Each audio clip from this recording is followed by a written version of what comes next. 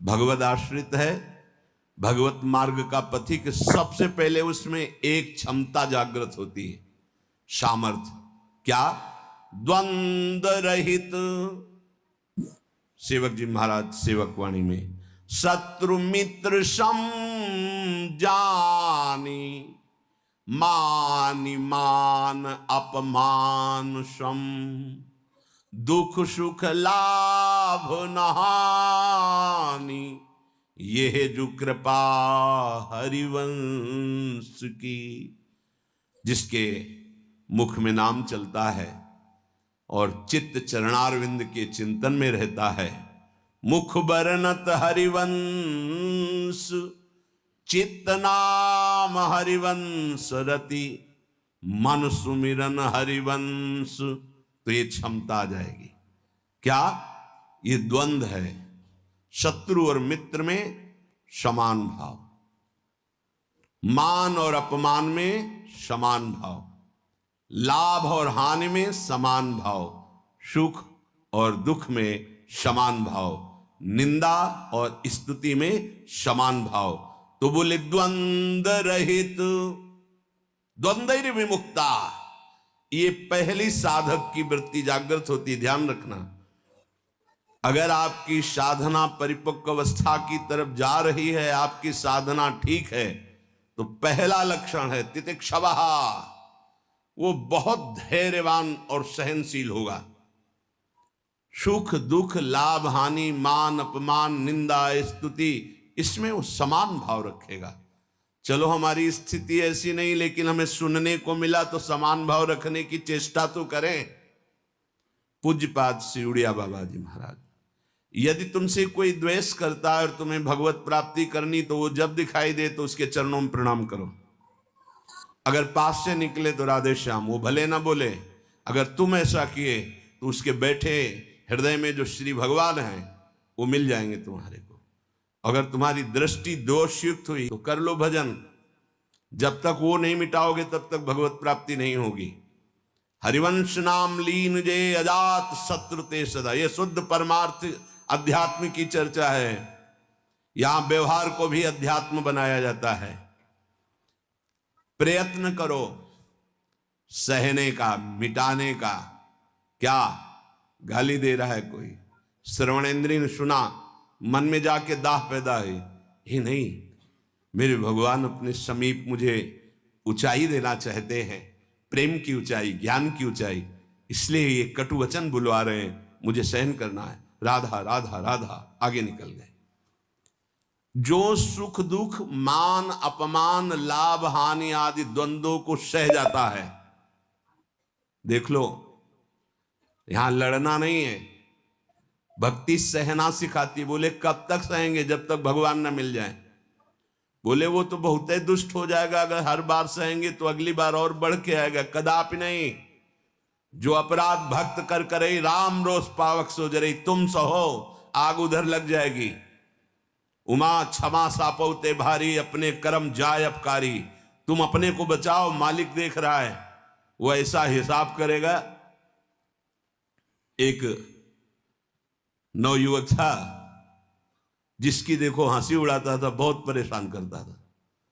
एक भगत जी निकले उनके छेद, तो दाढ़ी मुछ को लेकर बहुत उपहास किया। 2 रुपए निकाले, दिए। उसको लगा पीछे आ रहे थे आर्मी के, फिर उनका उपहास गिरा के 10-5 ला तो थप्पड़ मारे ना। वो जो 2 रुपए दिए थे ना, हिसाब हो गया। अब दोबारा उस गली में नहीं खड़ा हुआ वो। राम रोष पावक सोजरी, तुम जाओ झुक के। वो आ रहा है झुकाने वाला, किसी रूप में रौंद के रख देगा उसको, क्योंकि उसका स्वभाव ऐसी जगह हाथ डालेगा जहां हाथ जल जाएगा। ये ना सोचो कि अगर हम 10 बार सह गए तो 11वीं बार वो फिर बोलेगा, बोलने लायक नहीं रहेगा। जो अपराध भक्त कर करे राम रोष पावक सोजरी, तुम्हारा कर्तव्य सहन करना और मालिक का कर्तव्य हिसाब करना। एक साधु जा रहे थे, गंगा किनारे भ्रमण कर रहे थे, तो छड़ी रखते, सोटा लंगोटा लोटा ये साधु के पास रहता है, तो सोटा लिए हुए थे और अपनी मस्ती में जा रहे थे। ऐसे पीछे धोबी कपड़ा धो धो के ऐसे सब फैलाए हुए था सूखने के लिए। उसने देखा इतनी मेहनत से तो हम धो रहे और बाबा जी रौंदता चला जा रहा है, तो जिससे धोआ वो पीटने वाला डंडा वही दौड़ा लेके। रुक्मिणी जी के पास भगवान बैठे, विनोद तत्काल सुदर्शन चक्र, फिर ऐसे शांत हो गए।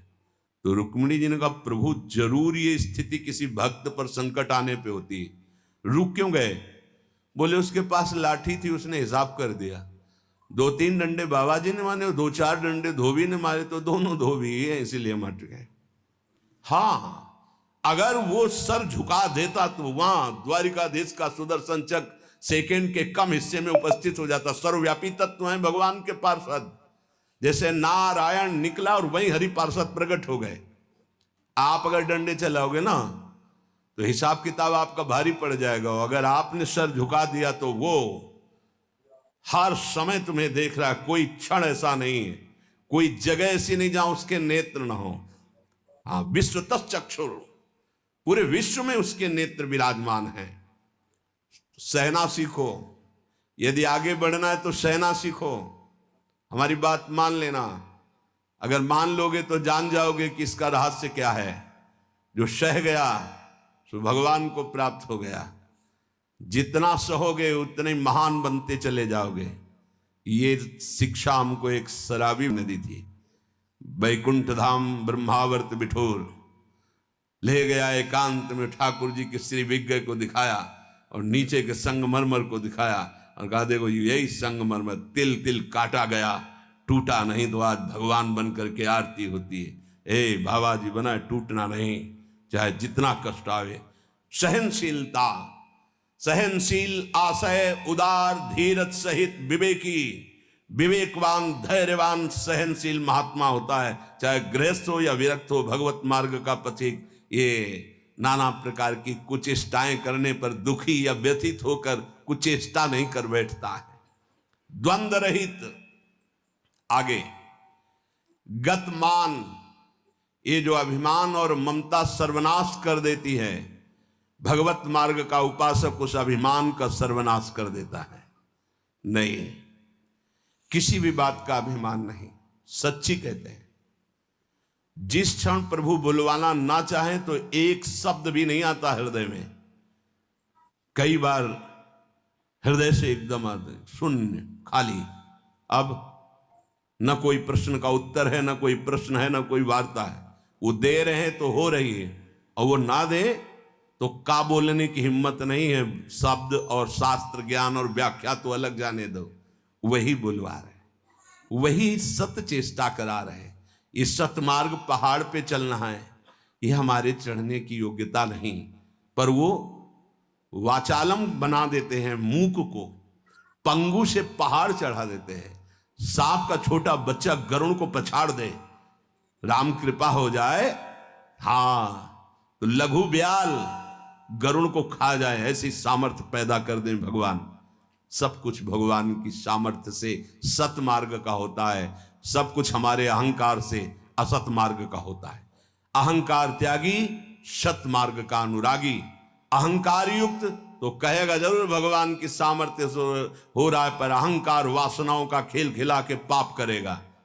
तो कह रहे गतमान, ये भगवान को अधीन करने वाली आगे बात कह रहे हैं कि सुख निदान भगवान तुम्हारे अधीन क्यों नहीं हो जाएंगे यदि ऐसा करोगे। पहला, मान अपमान, दुख सुख, लाभ हानि में समान भाव। दूसरा, मान को स्वीकार मत करो।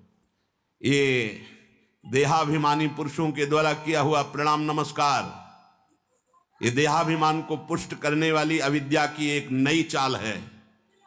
उनके हृदय में विराजमान सच्चिदानंद भगवान को देखते हुए इसे विनोद में उड़ा दो, उड़ा दो विनोद में। मैं जान रहा हूं प्रभु, अब नहीं फंसेंगे, गुरु कृपा हो गई। आपका ये प्रणाम नमस्कार फांस नहीं सकता, नाथ आप तो हमारे स्वामी हो। अब नहीं, लाखों प्रणाम दंडवत हो रही, लेकिन नहीं, वो तुम्हारी प्रणाम दंडवत नहीं हो रही, वो तुम्हें फंसाया जा रहा है। आखिरी खाई है यश कीर्ति मान। नहीं, हे सच्चिदानंद गुरुदेव, आप सब रूपों में काहे को मजाक कर रहे हो प्रभु, आप ही तो विराजमान हो नाथ, कोई नहीं फंसा पाएगा। अब हम तो बड़े भजनानंदी, हमारा बड़ा नाम हो रहा है, प्रणाम नमस्कार हो रहा, तो आगे है खाई, उसमें मुंह भरा गिर जाओ, निकल नहीं पाओगे। जैसे कंचन की खाई, कामिनी की खाई, ऐसे कीर्ति की खाई। तो गत मान सबहि मान प्रद आप मानी, सबके चरणों में बंधन भक्ति, मेरे नाथ इन सब रूपों में विराजमान। वो प्रणाम कर रहे हैं, नमस्कार कर रहे हैं, वो जय बोल रहे, ये उनकी महानता है। वो अपने हृदय की स्थिति के अनुसार बर्ताव कर, हम तो अधम जीव हैं, प्रभु की कृपा से चल रहे। मेरे प्रभु सब रूपों में है, कहीं मान नहीं छुएगा, अगर मान छू गया तो विष चढ़ गया। सम्मानम कल्याति घोर गरलम, ये मान रूपी जहर केवल गुरु कृपा से ही दूर होता है।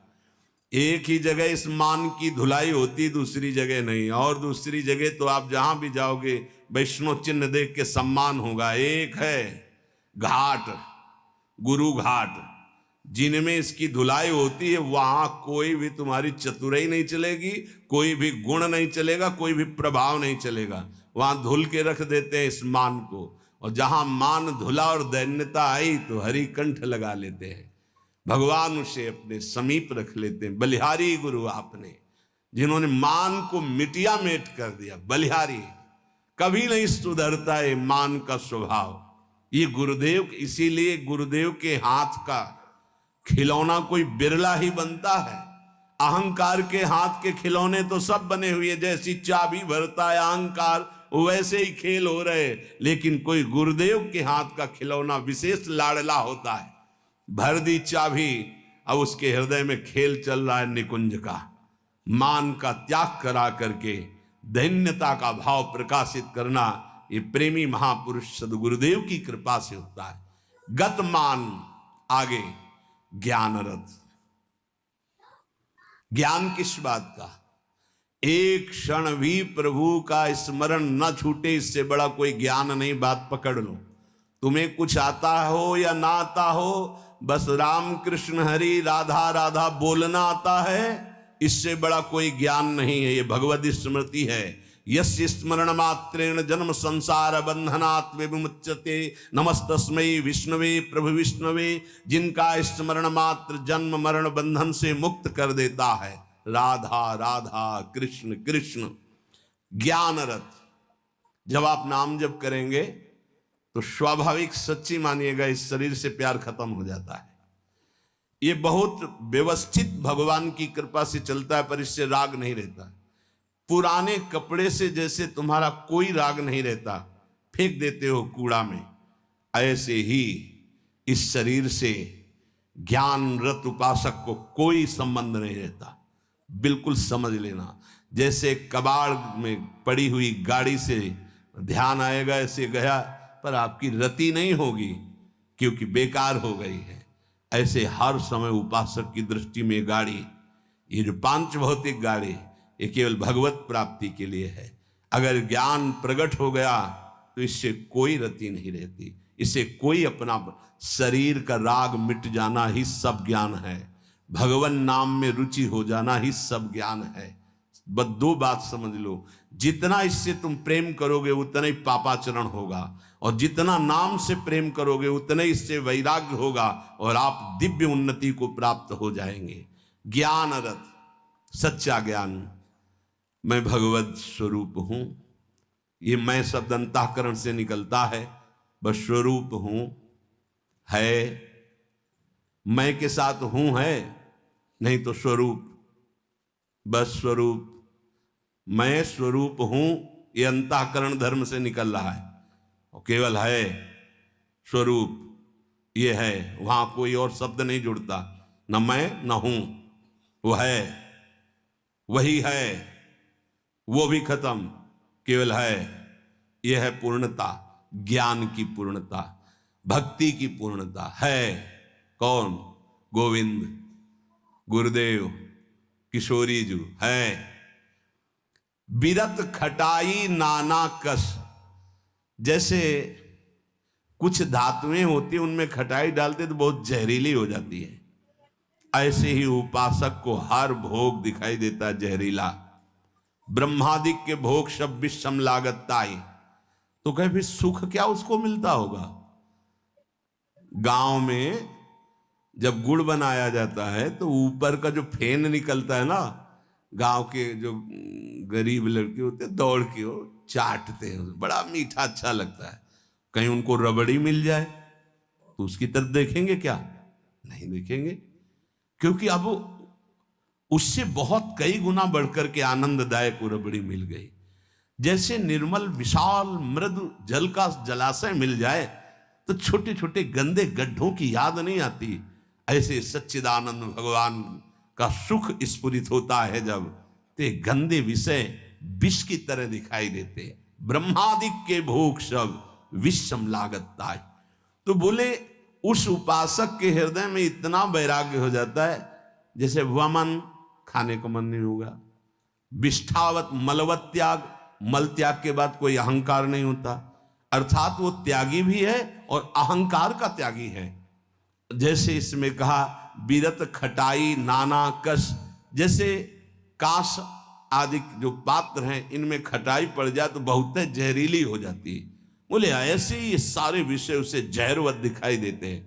इसीलिए जो विषय प्रिय लग रहे हैं उनसे पिंड छुटाना हो तो भगवान को अर्पित करके भोग लगा के पाओ। गंदे विषय भगवान को भोग लगाए नहीं जाते। अगर कोई भी प्रिय पदार्थ है आपका कि ये तो हमें बहुत पसंद है, तो उससे पहले 20 मिनट प्रभु को भोग लगाओ और थोड़ा प्रसाद लेके बांट दो। कोई और ना हो तो पशु पक्षियों को बांट दो, राग खत्म हो जाएगा, पक्का राग खत्म हो जाएगा। ये गुरुजनों के अनुभव की बात है। कुछ ऐसे पदार्थ होते हैं, पूज्य राधा बाबा भाई जी से कहा कि सब ठीक है आपकी कृपा से, पर मिठाई देखते ही प्रियता बढ़ जाती है, तो क्या अभी हमारा राग है मिठाई में? भाई जी हर समय बाबा की मनोवृत्तियों को देखने वाले महापुरुष, तो उनका नहीं, तुम्हारी स्थिति में मिठाई का राग नहीं है, ये स्वभाववश शरीर की आवश्यकतावश पूर्व अभ्यास रहा है।